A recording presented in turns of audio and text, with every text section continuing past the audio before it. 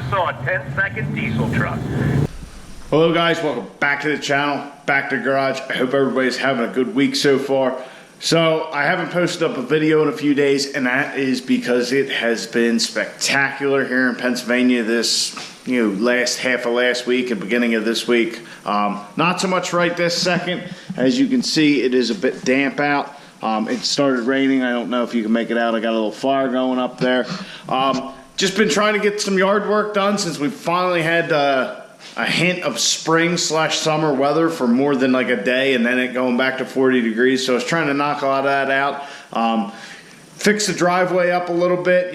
Took Veronica out for a little spin, loaded her up with some asphalt millings from a local place, and just fixed a couple of potholes in the driveway temporarily because they were getting bad.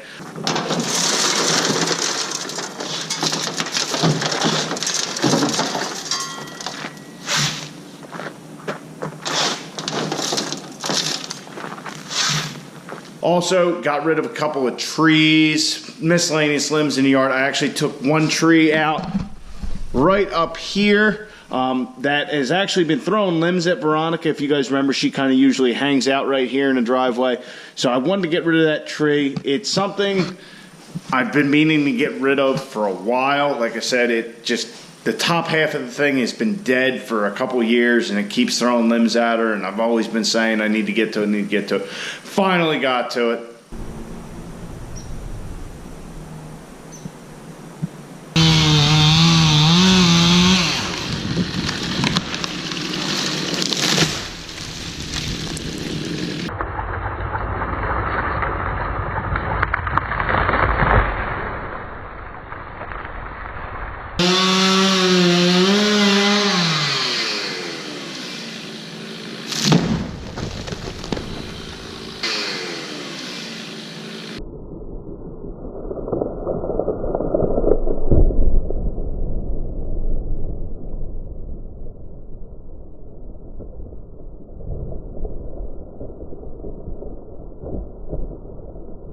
Just taking care of all that little homeowner bullshit. So I haven't had time for the truck. By the time it gets, would get dark and all that kind of stuff, I'd get a shower, make sure I didn't get any poison ivy or nothing, and really didn't feel like messing with the truck. That being said, the race truck sits without the bed, without the transmission, just in a sorry kind of state currently.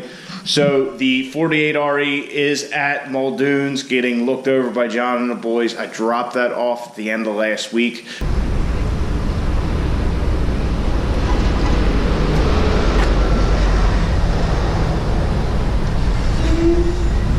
After talking with John, pretty sure that I burned it up. I was up on the converter way too long that first time I had it at the track, which is my fault.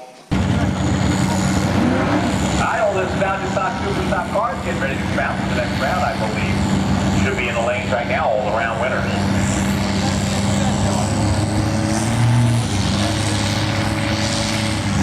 He was telling me that he has heard of other people having some issues with the quad disc converters.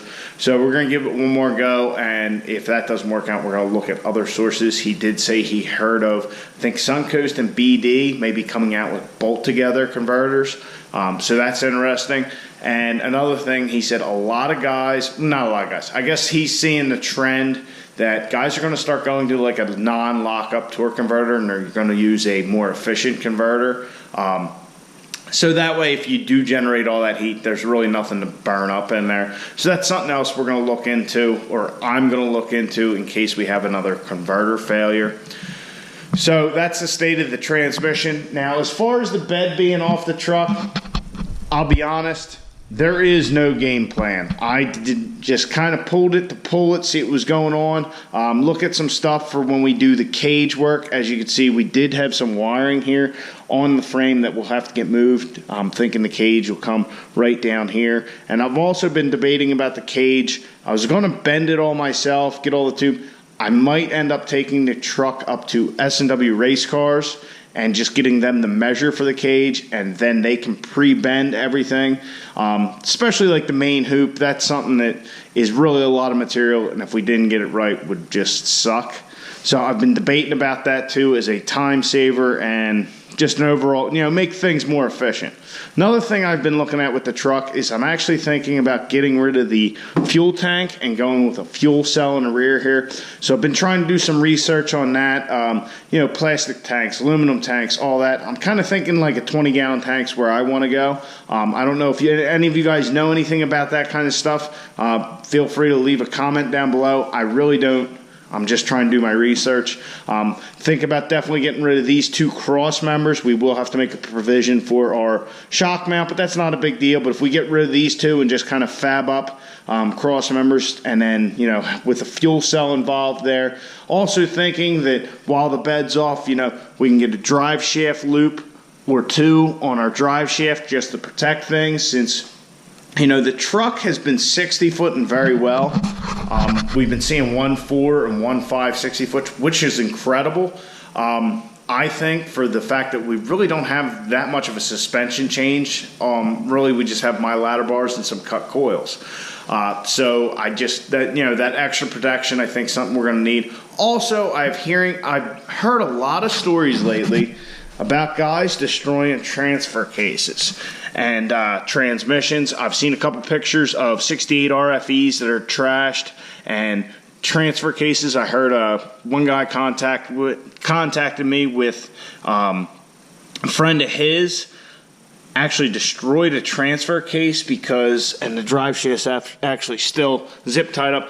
The CV joint portion of the CV joint portion of the front drive shaft actually locked up, and that destroyed the transfer case completely. So I want to pull that front drive shaft out, give it a good look over, see if there's anything we could do. Probably replace the U-joints in that while everything's down. And the guy told me I think the truck had about 150,000 miles on it, which is exactly where the race truck is. And we've seen it has had a hard life.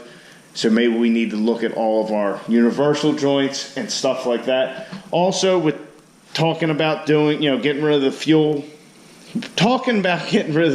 tank and going with a fuel cell, we'll probably end up moving the air dog back next to the fuel cell.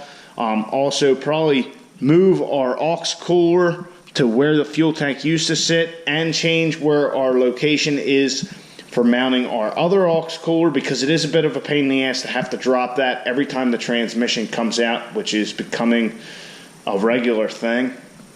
So like I said, there's no real game plan for the truck. Another thing that we need to do is the exhaust. We need to put in our other butterfly valve, so that way our hood stack or our factory exhaust is truly the only thing used, where we're not sending exhaust either way and just kind of looking goofy when we're at the track and horsing around. So honestly, guys, this is just kind of a little bit of an update video about what's going on with the race truck and all. Like I said, just been busy with the shit that you got to do. So now that I got a lot of that done. Not that it's a never-ending thing, but I got the grass cut once and all that. We'll be able to get back to the truck.